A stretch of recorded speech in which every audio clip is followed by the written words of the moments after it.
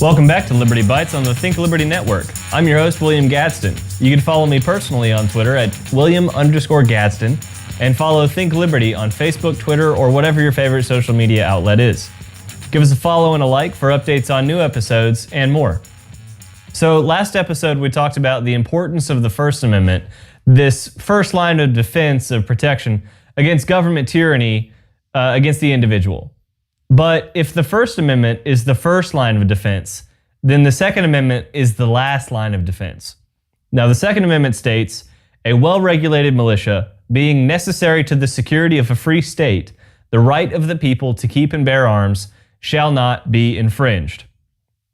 Now, we can go over all of the different counter-arguments considering the Second Amendment.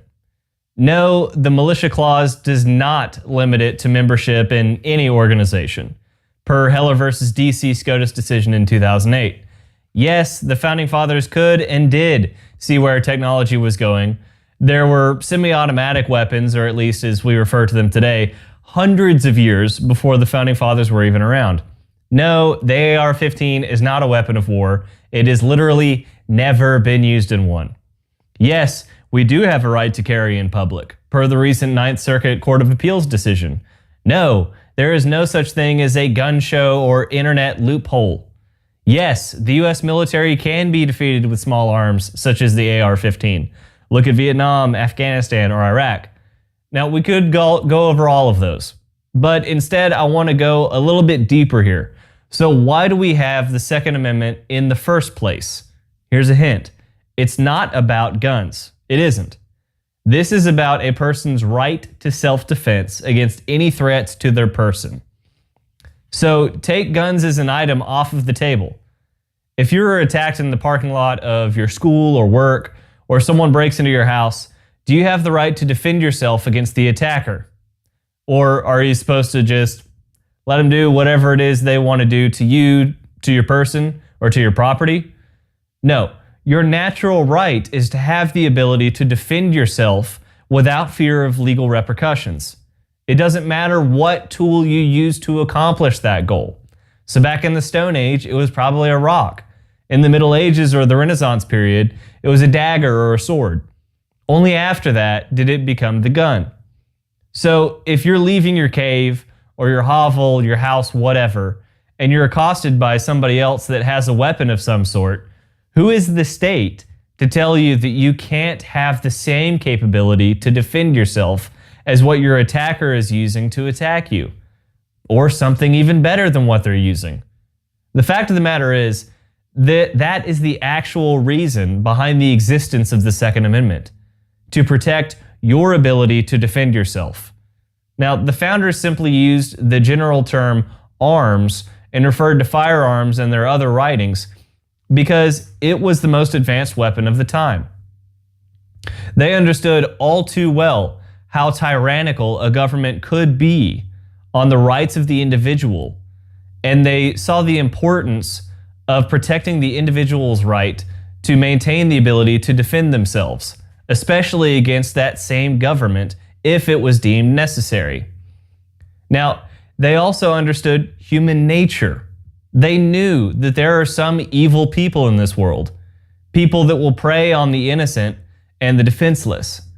So what they did was make sure that the people had the ability to defend themselves, so they weren't defenseless in the first place. Now, at the end of the day, you don't need a piece of paper to tell you that you have a right to self-defense. But what that piece of paper does is reinforces what you already know. It's to be a shield between you and a tyrannical, overreaching government that would take those rights away from you. Nobody has the right to tell you what you can and can't use to defend yourself, your property, and your family. Don't ever let anybody tell you what you do or don't need to defend yourself with. But what do we see happening every day?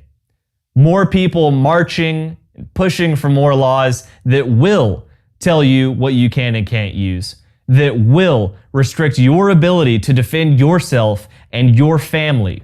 We've got twits that haven't even graduated high school yet, ranting and using punchlines like they have any idea of what they're talking about. And they're being celebrated on national TV like they're some kind of heroes, instead of ignorant, mouthy little children that need to be spanked and sent home. Sent home to their clearly negligent parents. We also have airhead celebrities and scheming politicians tugging on emotional heartstrings, pandering to anyone that's willing to lend an ear. Now, the worst part of all of this is we are letting them dictate the direction at which these laws are going. They are driving the narrative, but they're only doing that because of inaction on our part. Because we sit around and depend on government, lobbyists, and politicians to defend our individual liberties. The time for that is now over. The time to take action is now. So what can we do? How can we act against this? We act against this by countering the narrative. They're putting a protest together, organize a counter-protest. They're having a march in a big city, put one together yourself. Pass out pamphlets, get signatures on petitions, make an educational video, put it on social media. Talk to people. Take a friend to a gun range, or have them go through the entire process of buying a firearm with you next time you buy one, so that they can see that entire process for themselves. Seize the narrative, grab the microphone, demand a seat at the table, demand that you have your voice heard. Take action, do something. Because if we do nothing, we lose everything. I hope you'll join us next time and become more liberty-centered with us. I'm William Gadsden with Think Liberty.